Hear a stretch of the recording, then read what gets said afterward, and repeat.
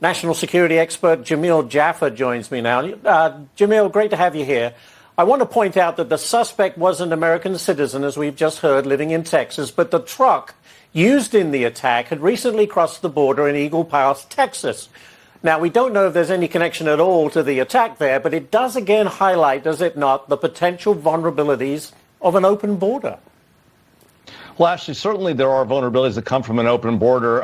If people are able to get into this country without being properly screened, that can raise concerns, both national security concerns, spies, terrorists, and the like. In this case, it appears the truck was rented on a car-sharing app, Turo, so it may have been that the actual owner of the car brought it across the border. We don't know for sure. It doesn't appear that it was rented by this individual, Shamsuddin Jabbar, at the time it crossed the border, as far as we know.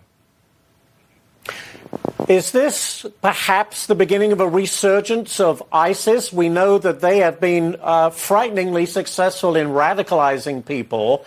What do you say?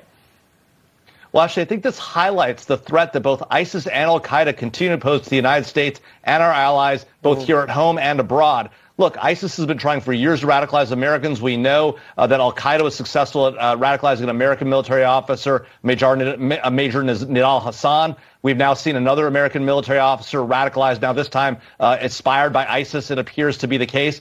And this is going to continue to be a problem for us because we have started to take our eye off the ball on a terrorist threat, thinking that the war in Afghanistan is over. That solves our problem. The war in Syria is largely coming to an end. That is just not the case. These enemies of the United States want to continue to attack us here at home. They want to inspire people here, but they also want to attack us and our allies abroad. We've got to keep the pressure up on terrorists across the globe. I know you don't know the answer to this, but you have extensive experience in counter-terrorism, Jamil. Do you think this individual in New Orleans had at least accomplices or help in carrying out his horrible deed?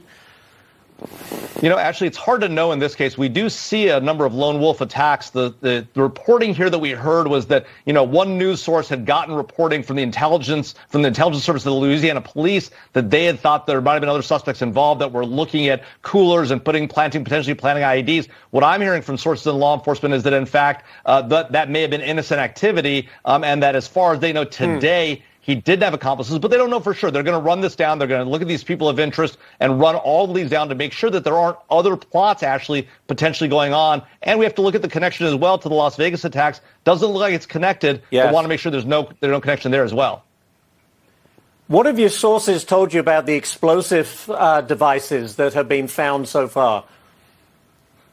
Well, what we know for sure is that they had these mortar-like fireworks. You can see in the explosion that happens, you can see the fireworks going off. You can also see in the photos released by the Sheriff's Department that there were accelerants. He had camping fuel and the like in the trunk as well. This was clearly, I'm thinking about the Las Vegas attack now, specifically. Yeah. With respect to the attack in New Orleans, we have heard that there were a couple of IEDs either associated with his vehicle or nearby. We're not sure about that. We know that he obviously had a long gun on him that he used to attack the police officers as well, in addition to using his car as a weapon. In the Las Vegas attack, we had those fireworks and that accelerant there. Clearly a planned attack by that individual in that Tesla Cybertruck against the Trump Hotel in Vegas. Jamil, thank you so much for jumping on here and talking with us this morning and lending us your expertise. We do really appreciate it, Jamil.